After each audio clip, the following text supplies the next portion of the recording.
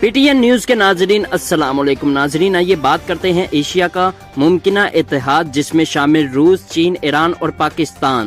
بھارت دنیا میں پھر اکیلا پڑ گیا، پاکستان مضبوط سے مضبوط تر ہوتا جا رہا ہے۔ اور بات کرتے ہیں روس اور پاکستان کے بہتر ہوتے تعلقات، پاکستان کو کیا فائدہ ہوگا۔ رواں ماہ کے اواخر میں چین، روس اور پاکستان مشترکہ فوجی مشقوں کا آغاز کر رہے ہیں۔ تجزیہ کاروں کے مطابق خطے میں چین، روس، پاکستان، ترکی اور ایران جیسے ممالک پر مشتمل ایک نیا اتحاد ابھر رہا ہے۔ حالیہ چند برسوں کے دوران روس اور پاکستان کے تعلقات میں بہتری پیدا ہوئی ہے۔ تجزیہ کاروں کے مطابق چین کے ساتھ قریبی تعلقات کی وجہ سے پاکستان روس کے بھی قریب ہوتا جا رہا ہے۔ چینی وزارت دفاع کی طرف سے جاری ہونے والے ایک بیان کے مطابق روس کے جنوب میں ہونے والی فوجی مشقوں میں نہ صرف چین شامل ہو رہا ہے بلکہ پاکستان بھی شریک ہوگا۔ ان فوجی مشقوں میں بیلاروس، ایران، میانمار اور آرمینیا کے فوجی دستے بھی شامل ہوں گے۔ 21 سے 26 مئی تک جاری رہنے والی ان مشقوں میں میدان جنگ میں کنٹرول اینڈ کمانڈ کے ساتھ ساتھ دفاعی حربوں پر توجہ مرکوز کی جائے گی۔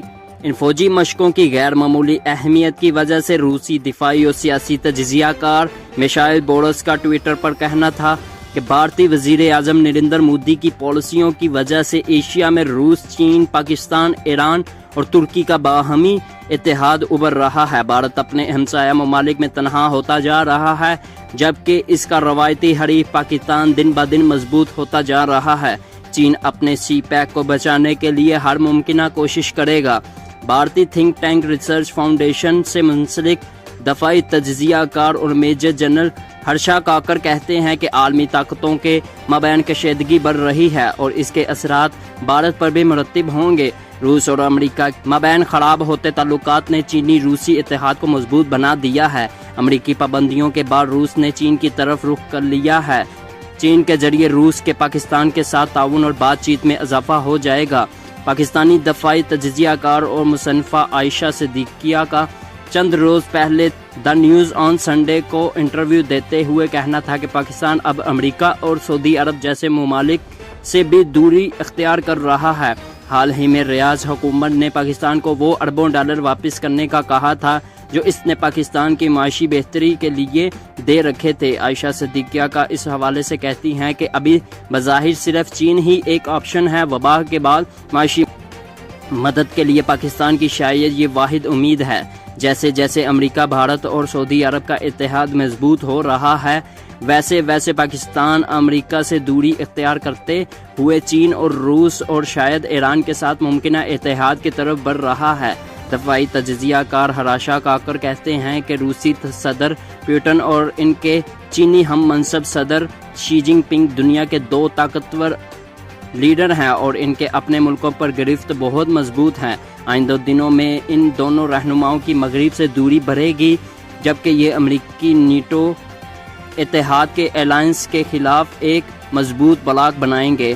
پاکستان چین کے ساتھ ہے تو لہٰذا روس، چین اور پاکستان کے اتحاد کا امکان ایک حقیقت ہے۔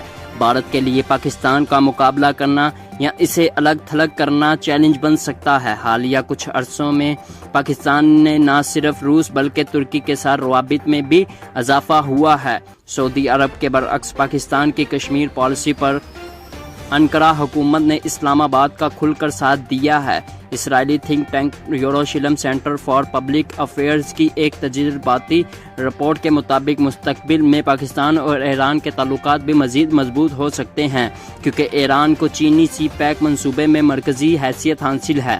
تجزیہ کاروں کے مطابق سی پیک منصوبے کی وجہ سے متعدد ایشیا ممالک کے مشترکہ مفادات سامنے آ سکتے ہیں اور اسی بنیاد پر ان کا مضبوط نیا اتحاد بھی قائم ہو سکتا ہے۔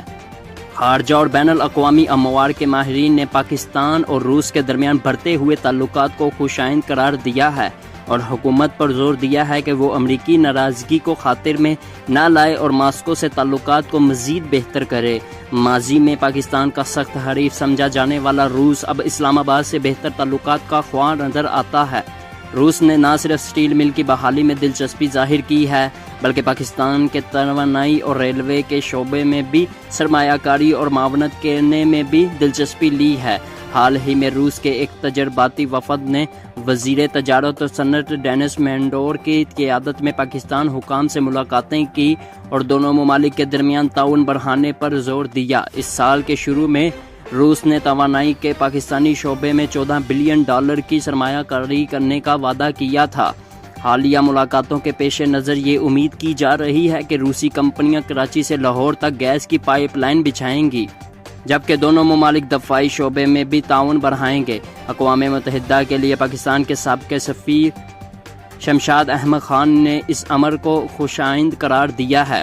ان کا کہنا تھا کہ سر جنگ ختم ہوگی اور اب ہمارے روس سے تعلقات بہتر ہونے چاہیے۔ ہمیں اس کی پرواہ نہیں کرنا چاہیے کہ نئی دہلی اور واشنگٹن میں اس کا کیا رد عمل ہوگا، اور روس سمیت خطے کے تمام ممالک کے ساتھ بہتر تعلقات رکھنے چاہیے تاکہ خطے میں امن و استحکام آ سکے۔ کئی ناقدین کا خیال ہے کہ سرد جنگ کے دوران پاکستان نے مغرب کی محبت میں بلا وجہ روس سے دشمنی مول لی۔ اسلام آباد نے سیٹو اور سینٹو کے جیسے مغربی معاہدوں کو حصہ بن کر ماسکو کو اشتعال دلایا، اور ایک مرحلے پر سوویت روس نے پاکستان کو عسکری طور پر نشانہ بنانے کا سوچا۔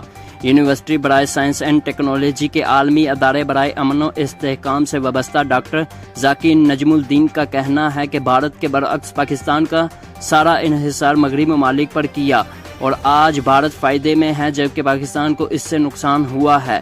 DW سے گفتگو کرتے ہوئے ڈاکٹر ذاکر نجم الدین نے کہا، پاکستان کو اپنی غلطی کا احساس ہو گیا ہے اور وہ کسی ایک بڑی طاقت پر انحصار نہیں کرنا چاہتا۔ اسلام آباد کو معلوم ہے کہ روس کا جھکاؤ اب مشرقی ممالک کی طرف ہو رہا ہے، اور اس نے اپنے سیکیورٹی دستاویز میں بھی اس جھکاؤ کا اظہار کیا ہے۔ لہٰذا پاکستان اس صورتحال سے فائدہ اٹھاتے ہوئے روس سے بہتر تعلقات قائم کرنا چاہتا ہے۔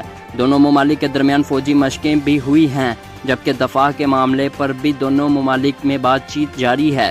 روس کا کئی علاقائی تنظیموں میں اہم کردار ہے۔ پاکستان افغانستان میں امن و استحکام چاہتا ہے، اور پاکستان پالیسی سازوں کے خیال میں استحکام کے لیے روس بہت اہم کردار ادا کر سکتا ہے۔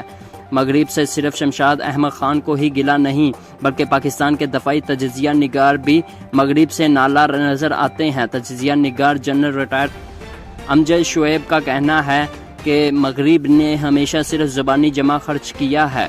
اس معاملے پر اپنی رائے دیتے ہوئے انہوں نے DW کو بتایا کہ مغرب کو ہماری قربانیوں کا کوئی احساس نہیں ہے۔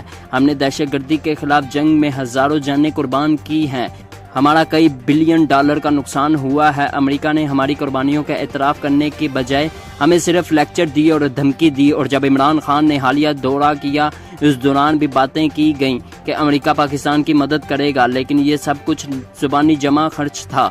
ہم نے ان کو کہا کہ اگر آپ کو سی پیک پر اعتراض ہے تو آپ بھی اس میں حصہ دار بن جائیں، لیکن وہ یہاں سرمایہ کاری کرنے کے لیے تیار نہیں۔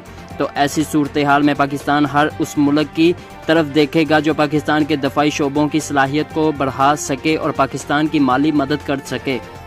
دوستو ہمارے چینل کو سبسکرائب کر دیں تاکہ ہماری آنے والی ویڈیوز بر وقت آپ تک پہنچتی رہیں۔